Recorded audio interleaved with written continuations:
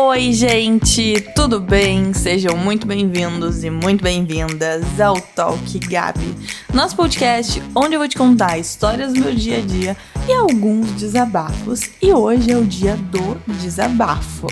No episódio de hoje, falaremos sobre a história que fez com que hoje eu estivesse aqui conversando com vocês como contadora e gestora de uma empresa.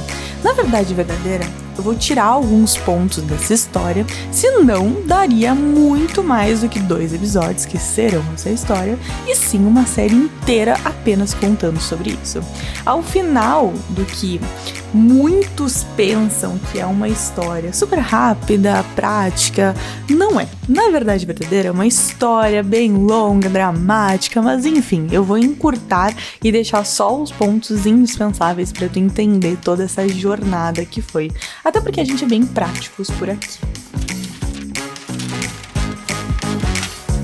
Então vamos lá, só para vocês contextualizarem aqui, para vocês entenderem onde eu estou, porque eu sei que vocês gostam de saber. Eu tô no escritório, essa é uma quinta-feira de noite, falta pouquinho tempo para eu ir viajar, que vocês vão acompanhar a minha viagem ali no Instagram. Tá frio em Porto Alegre, estou sentada com as pernas pra cima e tomando um chá no final do expediente, porque hoje o dia foi um caos. E eu quero que vocês imaginem que a gente está conversando agora sobre os fatos que me fizeram ter todos os insights para mudar a Marquesan e hoje poder estar aqui conversando com vocês. Vamos lá, primeiro de tudo, vocês querem saber uma coisa que me deixa verdadeiramente pé da vida. Assim, uma coisa que realmente me deixa pé da vida é quando eu escuto alguém falar: mas assumir o negócio da família é fácil. Trabalhar com os pais é super fácil. De verdade, gente, não é nada fácil. E eu ouso dizer que pode ser mais difícil do que começar um negócio sozinho. Observação importante aqui, tá? Esse podcast é sobre realmente querer assumir o negócio da família. Não é sobre estar de passagem em uma empresa familiar. Eu vou te contextualizar. Vou contar a minha experiência passando por essa situação.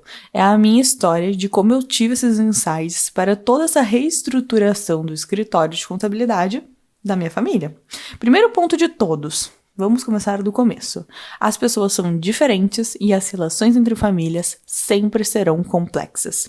Segundo ponto, cada geração é distinta e as relações entre gerações também são complexas. Como que algo que mexe com a carreira, sonhos, apegos emocionais, conflitos de gerações, relações de trabalho, relações pessoais, será algo será algo fácil de lidar, né? Não tem como, gente, não tem como. É doido quem pensa que é fácil. Ou que uma pessoa opta por estar em uma família empresarial por puro comodismo. E vamos ao último ponto. Os clientes praticamente te viram crescer, pelo amor de Deus. Como que entrar em um ambiente profissional em que a grande maioria dos clientes te viu se arrastando pelas mesas do escritório quando tu era uma criança será um processo fácil? Não é, e de verdade foi louco. Eu faria tudo de novo? Com certeza. Porém, o que eu sofri, o que eu chorei, o que eu briguei, não foi brincadeira. Contextualizando um pouco mais como é que estava a Marquesan antes desse processo de sucessão, pensa naquele escritório mega antigo de contabilidade, que tinha poucos clientes, mas eram clientes fiéis, aqueles clientes que não largam por nada, sabe? Com a equipe mega inchada e que não existia uma cultura empresarial. No centro da cidade, mega, ultra tradicional, mesmo. Tá? Mesmo. Imaginou? Então, quando eu iniciei na Marquesan, eu tinha em torno de 20 anos de idade. Comecei sendo motogrow. Então, levava documentos para todos os lugares. Minha mãe me cobrava horário. Então, eu levantava, pegava o ônibus, ia pro trabalho. Depois eu pegava o ônibus, ia pra faculdade. E ela me dizia: ouçam essa frase e guardem essa frase no coração. Se você for a primeira a entrar e a última a sair e fazer mais do que precisam que você faça, jamais irão duvidar da sua capacidade quando não estiver presencialmente. E foi isso que ela fez a vida inteira, tá? Para que hoje ela chegue às 10 da manhã e saia às 4 da tarde, se ela quiser, não signifique nada para o nosso time, certo? Anotem essa frase. Então, Contando pra vocês sobre esse processo de sucessão, eu iniciei muito nova. Claro, 20 e poucos anos, eu acredito que é nova, tá, gente? Passei por todas as áreas da Marquesan, aprendi o que cada setor precisava fazer e comecei a me colocar como mini-chefe daquela empresa. Já comecei ali a me tornar uma mini-chefe. Antes de eu entrar na virada de chave que aconteceu dentro da Marquesan, quero te contar como é que era a relação com a minha mãe, porque isso é uma dúvida bem recorrente de vocês. Eu entrei na empresa antes mesmo de saber se eu queria ser contadora. Então, antes mesmo de eu querer ser contadora, eu já trabalhava no escritório. E o que aconteceu foi o seguinte, um belo dia, eu lembro muito bem dessa cena, a gente estava almoçando, minha mãe falou que ia vender a Marquesan. Ela não queria mais seguir nos próximos anos, estava cansada, queria se aposentar, enfim. Como eu não levava muito a sério a empresa, minha mãe imaginou que eu nem queria assumir o negócio. Ali eu realmente estava de passagem pela empresa, tá? Confesso que quando ela falou que iria vender a Marquesan, eu gelei.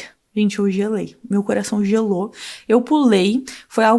Foi realmente inacreditável de se imaginar. E eu disse na mesma hora, eu vou assumir a Marquesan. Não vai vender nada, não. Eu vou assumir.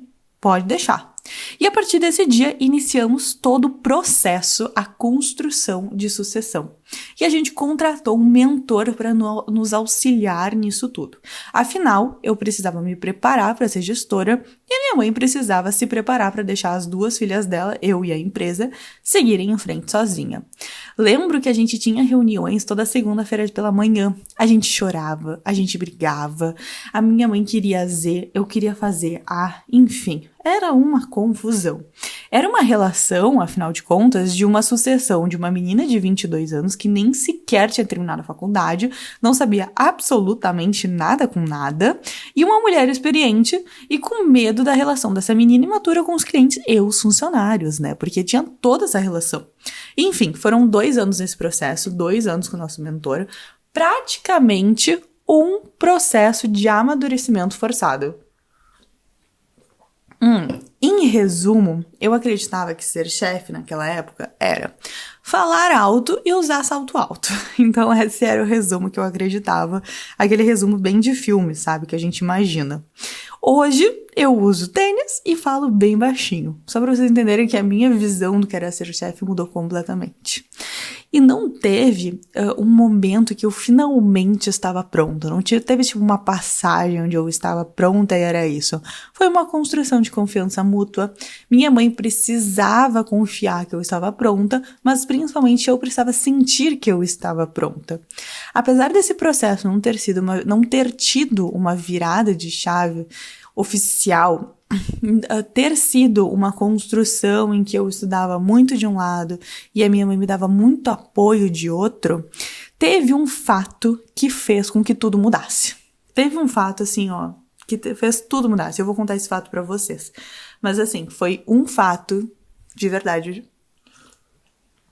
que fez com que tudo mudasse. Tínhamos uma funcionária na Marquesan que deixava a mesa extremamente desorganizada. E se tu já viu as fotos da Marquesan, da empresa hoje, sabe o quanto tudo fica bem organizadinho. Porque eu tenho toque com bagunças, tá? Eu não consigo trabalhar em lugares bagunçados, eu não consigo produzir, eu fico nervosa, me gera ansiedade, enfim, odeio bagunças.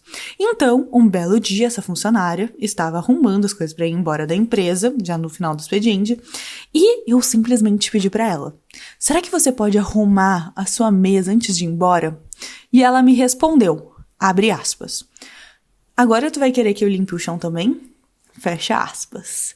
Respondeu essa frase e saiu do escritório sem guardar sequer uma caneta que estava jogada na sua mesa.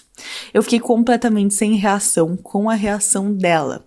No outro dia, ela chegou na Marquesan, chegou na empresa e a primeira coisa que ela foi fazer foi ir na minha mãe, na sala da minha mãe, reclamar de mim. Segundo a minha mãe, ela disse, abre aspas, aquela fedelha acha que manda em mim? Fecha aspas. Então, ela me chamou de fedelha, gente. Vamos fazer um parênteses aí, ela me chamou de fedelha. Eu achei muito engraçada essa nomenclatura. E eu uso essa nomenclatura até hoje.